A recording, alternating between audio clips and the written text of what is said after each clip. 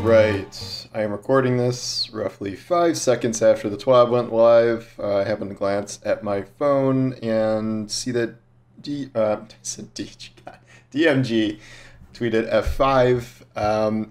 I do not know if every TWAB going forward here is going to be worth reading, but still, we are pretty close to launch here, so I figured there might be some good information in these.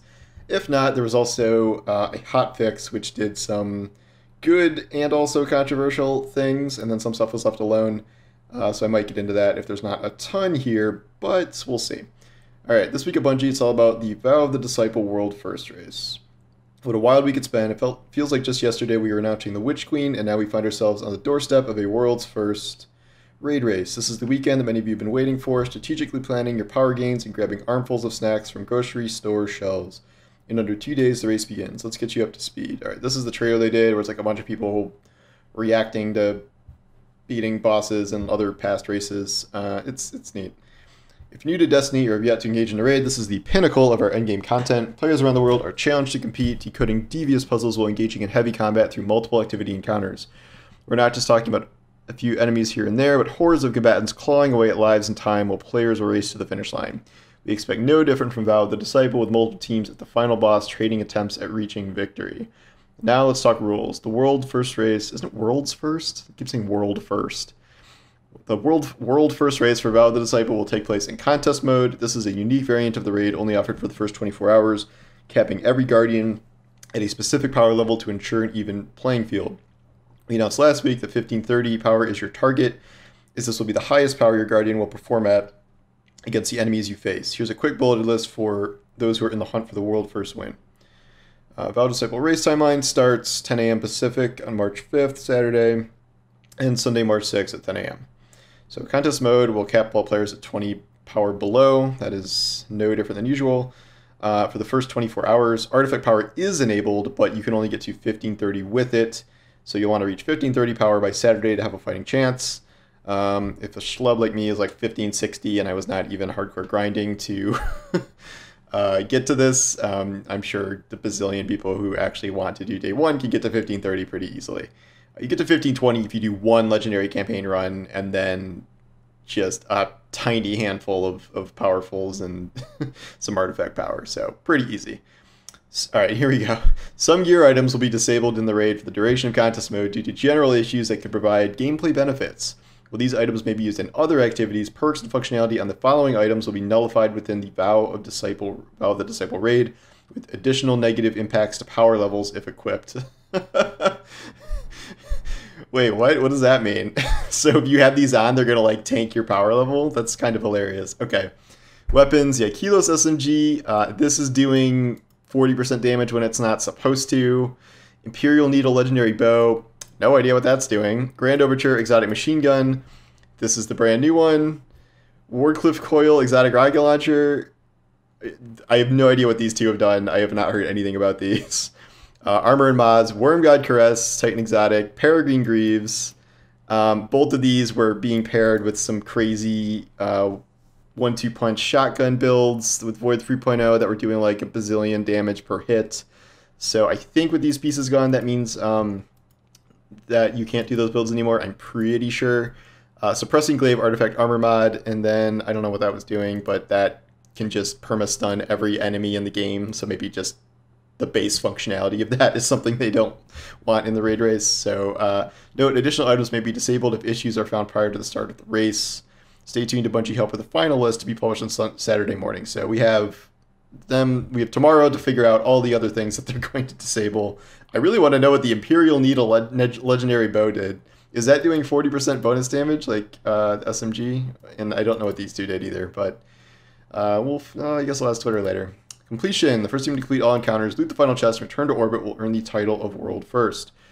Note, the 6 fire team members present upon the completion of the final encounter will be declared the winners and be awarded World First Raid Belt. Any member of the fire team who leaves during earlier encounter completions will not qualify. They will be announced via the Twitter accounts and must be validated. We'll be watching as players progress to each encounter, ensuring a fair race among all participants. Any players found to be breaking our terms of service or manipulating game content, I guess that just means exploits, even though we don't know what exploits the raid could have.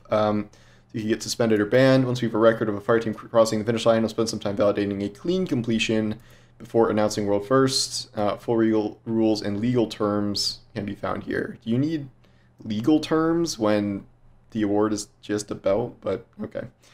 If you complete contest mode, Vow Disciple, in the first 24 hours, you'll receive a unique emblem, which is this emblem with a rainbow half circle. I don't know what this is about, or what it has to do with the raid, but all right. What is in the middle? I don't know. Is that a ghost? I can't tell. Okay. Contest mode will be the ultimate challenge for many, but not others. It's more fun and interesting to watch some Destiny PvE legends take this on. We'll be alongside you in Twitch chats and more as players make their way through the activity. If you'd like additional space to watch as the race goes on, check out bungie.net/raidrace or tune into the Raid Day Tailgate hosted by Professor Roman and Rec1568. As tradition, there will be some unique Bungie rewards unlocked for players to purchase if they take on the challenge Jacket Quest. If you're looking to show your participation in Raid launch week and want something nice for an evening walks, we also have a Vow of Disciple Raid jacket you can earn. Alright, so they're really into whatever this symbol is. Was not expecting the rainbow theme. Just didn't really see that coming. So, it's in the pyramid. Pyramids are like really Sumerian themed, like Sumerian architecture, Sumerian names for things. So don't really know what that has to do with this. Maybe, I don't know. I'm very confused, but I guess we'll find out. This is only available if you beat it in the first week. And here's the pin, which has some weird pyramid crap on it. Yeah, okay. And here's the seal pin for if you do all of the achievements in whatever the seal is going to be, but we're going to have challenges. Again, more rainbows, lots of rainbows. Okay, so is this like a prism? Because like triangles like cast lights at prisms. Maybe this is like a raid mechanic. I'm colorblind, so I don't. I'm a little concerned about if we have to identify things with specific colors. That's slightly concerning, but yeah, really leaning heavily on the rainbow theme here. So I did not expect that, and I don't know what's going on. This, I feel like this is the better emblem than the other one. Honestly, this looks a lot better to me, but sure, why not? Take your time, hang out with friends, enjoy the raid at your own pace. As always, we're excited to watch you dive in. So if you're, I may get some questions. I'm not doing day one raid race. I never do it. I always just want to watch the people run it the fastest so I can see all the encounters, so I can see whatever story components there are to it. I'll be live tweeting it. I'm going to my buddy's house. We're going to get some beer and pizza and watch it like it's a sports game because I don't actually watch sports games. And that is my plan. So I may do an article about it later that day or the next day or something, and I'll probably have a video or something. So, all right. Now into other things with feedback. Feedback never stops, and we wouldn't have it any other way. Yeah, okay. They got to be exasperated at some point. All right. Since the release of The Witch Queen, the team has been collecting and consuming player feedback, paired with some late nights playing the content alongside you all. The team has identified a few areas of improvement. Some things take a bit of time to address as we want to make sure the fixes that we implement do not create more issues for us to solve. That said, the team has a plan of action for Wellspring weapon drop rates, Ascendant alloy drop rates for weapon crafting, and some general notes in areas that we're looking for in future Gambit tuning. If you follow Game Director Joe Blackburn on Twitter, you'll likely know most of the following, but we always want to make sure the information is available in multiple places. Yeah, so Joe did a thread the other day with a lot of this stuff. Okay, so this is talking, I don't know if I need to read the exact thing. So this is talking about how Wellspring weapon rates for especially like the higher difficulty levels are really not good, and they're required to progress the glaive quest step. So if you don't do that, you are kind of just screwed and out of luck. So next Thursday, they will be increasing the drop chances for both standard and deep sight resonance versions of the weapons. So you can get both the weapons themselves and then deep sight versions, which is what you need to craft things. I think this does not say specifically for 1580, so this might just be for everything.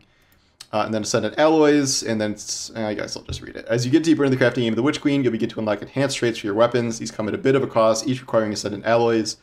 These currencies are meant to be endgame rarity, coming from higher difficulty activities as you fine-tune your weapons through combat. In addition to the changes mentioned above, we'll be increasing your chances of receiving Ascendant alloy through Master Wellspring completion, just not by the difficulty tier of the activity, but also based on your completion level. This will mean a higher chance at earning Ascendant alloys for gold and platinum completions, which can be earned by defeating champions and completing the activity quickly. We'll continue to monitor and adjust drop rates as the season progresses. That's cool. That's necessary. So this is only for Wellspring. This is not for Master Story campaign completions. Interesting. I think those take even longer. So I don't know. I've heard the drop rates in the Master Story might be better, but it's like a lot longer than a Master Wellspring. I still want them to make the change that once you've spent Ascendant Alloy to unlock an enhanced perk, you can switch back and forth between perks you have already unlocked, as opposed to keep spending Ascendant Alloy, which seems kind of absurd, but maybe we'll deal with that another day. Gambit tuning. While we do not have any firm plans to share at this time, the team wanted to highlight a few areas that we're actively monitoring. Evie is going to chew on her bottle now, so you can listen to that. Heavy weapon usage. With heavy ammo being available from clearing fronts as you collect motes, it's become far easier to have a tracking rocket or two in the tube prepped and ready for an impending invader. Or, wait, like an invader that's invading you, or you as the invader. Either way, both are the same. I don't know how they, like, obviously, this was going to result in much more heavy usage for invasion. Like, I don't understand. Okay, Galaran packs a decent punch, especially with tracking. Wolfpack rounds after detonation. So, all right, let's not nerf Gallarhorn to please Gambit, please. Let's just dial back the heavy ammo thing. I actually like the heavy ammo because it does feel like it makes you feel like you can actually use it in PvE if you're not invading, and yet obviously this makes huge problems for invaders. Invader frequency, while tuning to general invader frequency has helped reduce back-to-back invades, we're still seeing some general feedback that it can be difficult to handle invaders, especially during primeval phases. Primeval phase health. With the changes to primeval healing, we are seeing some reports of lengthy boss phases thanks to some skilled invaders. Yeah, it takes the freaking thing all the way, the health bar all the way up, and then they go back to the gated damage phases. Ugh, it's exhausting. Ugh, alright, well, we don't know when that's happening, but that is something they're looking at. EB, that's very loud. That's the loudest toy you have. Okay, so this is just Prime Rewards. Steam Deck and Destiny 2. Yeah, this got a little taken out of hand, I think. Earlier this week, a help article went live which contained information about Destiny 2 on Steam Deck. We'd like to provide additional information as to why running Destiny 2 on Steam OS and Linux is not currently supported. Our goal is to maintain a secure environment for Destiny 2 as it features both PvE and PvP combat in an evolving dynamic world. Maintaining the integrity of our security is a complex and long-term process. In some cases, it means teaming with partners like BattleEye and following their recommendations. In others, it means choosing not to support platforms that can provide bad actors with ways of compromising our own Bungie-developed anti-cheat security systems. Steam Deck is not a supported platform, and using the device will trigger our automated security systems to see usage as a potential threat to the community. We will investigate possibility of support for new and future platforms. We do not have any additional information at this time. Well, that's pretty firm. I don't know. I mean, I don't know what's going on here, but I hope they can figure out a way to get this done, because that Steam Deck is very good, and being able to play Destiny on it would be awesome, especially since my kid's about to come, just saying. Okay, so hotfixes. These are all the hotfixes from today. I think they re-enabled lightning rounds in Dares of Eternity. They were missing the score in Dares of Eternity. You couldn't get the Parasite launcher or something, so now Grave Robber can roll on Enigma, which is good, except I don't want to take Impulse Amplifier off for any reason. Hunters can now cancel out of a Glaive melee combo. Reduce damage debuff from Renewal Grasp. Hunter exotic only applied on enemies briefly, and now that's been fixed. I just got those, and I'm trying to make a build around them, so I'm glad to see that. The Overload Auto Rifle and SMG artifact mods did not disrupt the health regeneration of Overload champions. Now they do. That is a very urgent fix that I'm glad to see. Synth Cord can be deposited into the loom for armor synthesis. Yeah, that was really weird. You can only do one per tower trip. They have disabled Enhanced 1-2 Punch, Enhanced Pulse Monitor, which was all, I don't know what this did, but 1-2 Punch was doing things with Peregrine Greaves and causing those crazy one-hit kill things. Wellspring Armor. Players who aren't getting rewards to drop from Wellspring should be sure to claim any available armor rewards from Finch, the Throne World vendor. Claiming this armor should allow rewards to drop correctly. Okay, I know some people were holding off taking things from Finch because it would narrow your loot pool. So I guess you can't do that. Glaive mods are not dropping from Bloodshare engrams. I wondered why there was no like Glaive loader or anything like that. Multiple seasonal armor sets are no longer available to equip via armor synthesis. I don't know what's missing, but not great. No Time to Explain's thing is shooting dead enemies. Titles, yeah, are only showing up as the number instead of the title. I've definitely noticed that. The Osteostrigo Catalyst shape cost is required for subsequent reshapings of the weapon. This is not true, actually. It looks like it is, but you can just apply it, and it's not going to, like, you can just apply the catalyst when you're reshaping, and it will not charge you those materials, and you can still reshape it. That said, it is a display bug, but this is not actually right. Oh, wait, okay. Why did they just say that? Okay, well, there we go. They do know that. The Paragon shader applies twice on the appearance screen. I don't know what that means. Nemean Stride's Hunter ornament appears twice. Oh, it appears twice, like it just shows up twice. Joining allies in Hotfix on Exodus Crash. Gambit engram focusing cost is higher than intended. Weird. Dreaming tokens from Wish Ender quests remain in player's inventory. Father said sniper rifle does not automatically enable its kill tracker. Okay. It's urgent. Aeon safe Titan exotics are missing a gold stripe. How do these things happen? The logic exotic ornament for Lament is backwards. That's weird. Champion mod UI indicators and player weapons will disappear after leaving a rift utilizing the Seeking filaments. Yeah, I've noticed this. Also, it just totally screws with... So if you have like an anti-burial Monarch and you go in the rift for anti-overload, it doesn't actually work. Like, it won't make the Monarch overload, so I think you can't apply double mods to things. I don't know if that's on purpose or not, but it does not work the way you would think it would. Repeat shaping the Enigma questline can become stuck on the final step for some players. Ascendant Alloy purchase limit on Master of Rule did not refresh. Yeah, so none of that stuff was fixed today. I would add this, the thing where you talk to Savathun, the altars of whatever it's called, does not show up on alternate characters, only on your main character, and that is a powerful drop you cannot get, and you cannot get new story beats on alternate characters. It's just gone. I don't know what the deal is with that, but it's something about how you skipped this quest about the one that had you like go to all the lost sectors. You don't have to do that on alts, but like that has screwed something up. Also, not mentioned here is the ridiculous nerf to the new Titan helmet that was like really good, and now it's utter trash because they changed it so it only spawns a sunspot if you have a charged class ability, and that like results in you losing your sunspot pretty frequently when you don't want to. Or losing your class ability. They didn't even list that here. I don't know why they did that. That seems pretty extreme, like a really fast nerf just a week in here. And there's a Wear TWAB shirt now. Yeah, so that is it. That was, some good amount of stuff. There's a good amount that still needs to be fixed, and some things apparently they're still not aware of. So I guess we'll see where things go from here. But that is today's TWAB, and Evie is going back to going ham on the bottles. That's as good a time to call it as any. But thank you all for watching, and I'll talk to you soon. Good luck to everyone on the race tomorrow. Not tomorrow. Saturday.